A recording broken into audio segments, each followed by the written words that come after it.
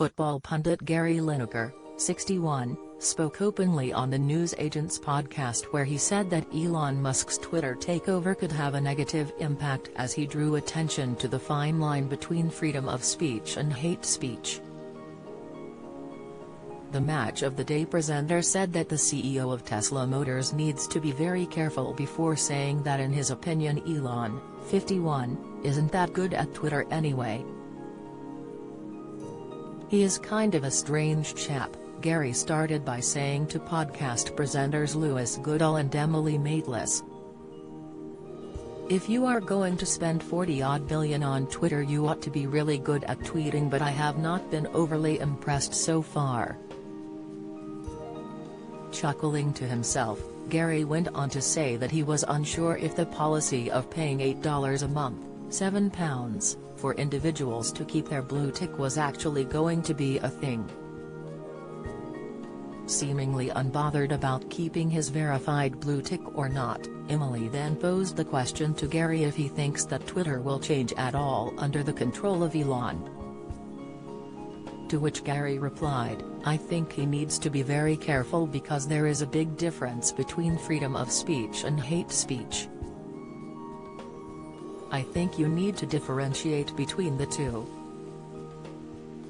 You can't just let people say and do whatever they want, that is dangerous, isn't it?" Gary's hesitancy towards Elon comes after the multi-billionaire has dissolved Twitter's board of directors, making him chief executive of 3 companies alongside Tesla and SpaceX. James Jordan admits everyone thinks him mad in moving out update after homeless struggle, Celebrity News. Alongside this is Elon's well-known proposal for Twitter's future, making it a haven for free speech.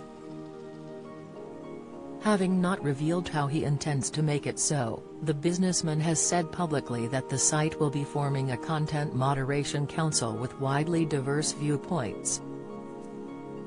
In a recent tweet, Elon, who has 113 million followers, wrote, "The bird is freed, and comedy is now legal on Twitter," making it seem that he intends on sticking to his promises. However, he also said in the past that he will hold off making decisions about which banned users will be restored until he can consult with a council of outside experts. In another tweet on October 31 he wrote, "If I had $1 for every time someone asked me if Trump is coming back on this platform, Twitter would be minting money." Referring to unbanning former President Donald Trump from the site, Elon has been drumming up a storm about his future plans for the social media platform. One of his controversial policies that has gained a lot of support from social media users, is the introduction of a charge for a verification badge. Tweeting his views, Elon wrote, "Twitter's current lords and peasants system for who has or doesn't have a blue check mark is bulls. Power to the people. Blue for $8 per month."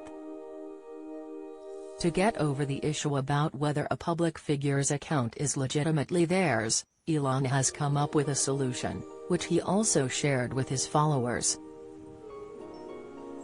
He wrote, "There will be a secondary tag below the name for someone who is a public figure, which is already the case for politicians."